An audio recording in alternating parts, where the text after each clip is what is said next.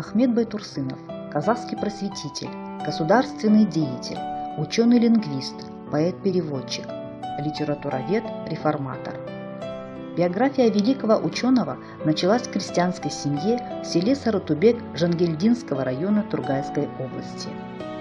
Точная дата рождения Байтурсынова долгое время оставалась неизвестной.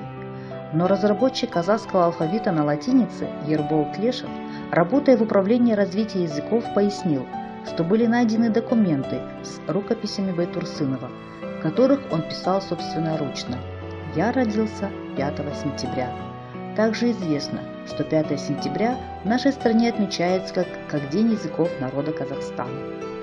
Первоначальное образование Байтурсынов получил в родном ауле.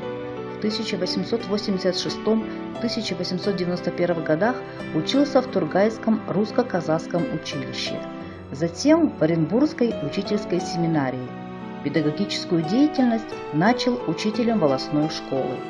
Главная цель Байтурсынова как педагога – вырастить и воспитать подрастающее поколение честным и трудолюбивым, верным родине, готовым продолжить вековые традиции казахского народа. Творческую деятельность поэт начинает с переводов басен Крылова. Он выбирает для перевода такие басни, которые были понятны и соответствовали казахскому духу. Байтурсыновым было переведено 40 басен Крылова под названием «Кырык-мысал», в которых он высмеивает такие людские пороки, как праздность, лень, невежество. В 1911 году выходит сборник «Маса». Основная идея сборника – приобщать народ к знаниям и трудолюбию, построить общество с высоким уровнем культуры. Ахмет Байтурсынов реформировал казахское письмо на основе арабской графики. В 1912 году им были исключены все чисто арабские буквы, неиспользуемые в казахском языке, и добавлены буквы, специфические для казахского языка. Новый алфавит, получивший название Жана-Емле, до сих пор применяется казахами, живущими в Китае, Афганистане, Иране. Байтурсынов – автор первого казахского букваря, изданного в Оренбурге. Им также написаны пособия по родному языку, руководство по изучению грамматики, развитие речи и различные хрестоматии.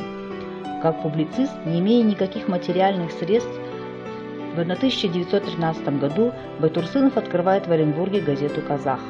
Главным в программе газеты было освещение проблем казахского языка, культуры, школьного образования. В 1928-29 годах Байтурсынов является профессором Казахского государственного университета.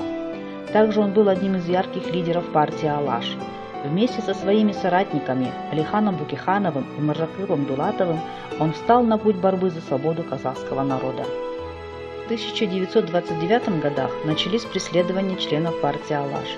Байтурсынов был арестован. Ему предъявили обвинение в подготовке к восстанию.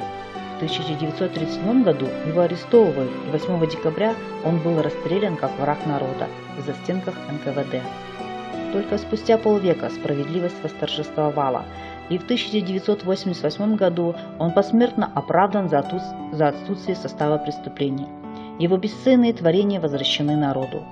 В результате научно-педагогических трудов Ахмета Байтурсынова мы имеем казахскую азбуку, фонетику, синтаксис и этимологию казахского языка, теорию словесности и историю культуры. Быть истинным патриотом, честно и справедливо служить своему народу – именно этому учит история жизни Ахмета Байтурсынова.